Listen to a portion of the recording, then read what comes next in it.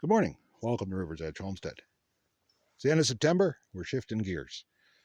The gardens around the homestead are winding down. My wife is busy preserving, dehydrating, and freezing the food down. So for myself, I'm shifting gears. It's time to look at firewood. It's time to look at what I want to do to expand the lot, what trees I want to take down, what roots and stuff I want to dig out. But that is that time of year for me. Now, firewood season, typically, if you're starting to do your firewood for the winter, it's for next year. You should have your firewood in place already for this year. You should have did it last year. That way it's seasoned, it's dry, and it's ready to burn. So today we're going to be working on some firewood. Most of the stuff I'm working on today is stuff I've had to trim back, just cut up and threw in a spot for the summer, and I'll split it up now for the winter. In this case, it is dried in some state, but I still won't burn it till next year. Now, in an investment, if you're thinking about getting into homestead that you're going to think about buying and budgeting for, a log splitter. If you live in a cold climate, you're going to need probably 4 to 5 bush cords of wood to burn through the winter.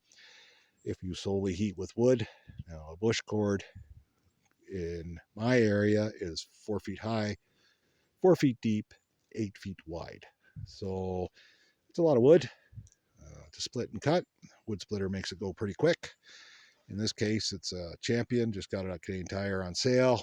They run between $1,000 to $2,000 for a good heavy duty one. I bought a heavy duty one because we go through 2 homesteads with it. We burn wood at 2 places, so this wood splitter does whatever we need it to do.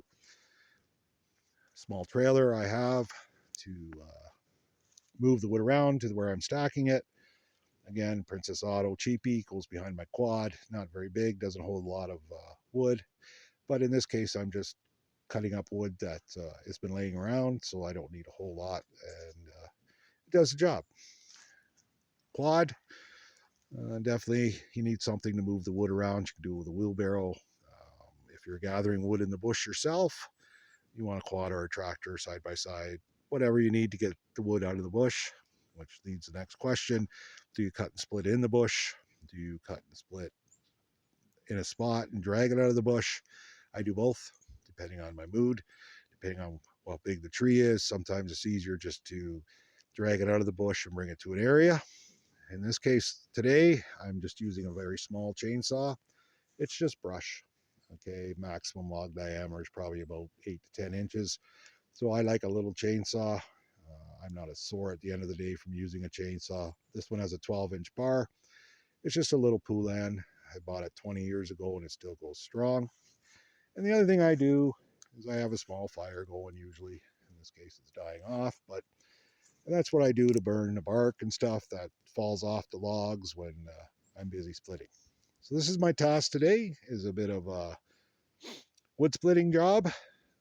If you're a homesteader or thinking about getting into homestead and want to heat with wood, this is definitely something you have to do every year. Anyway, just a short little video on what I use to split wood, and you have a good day, and this is River's Edge Homestead.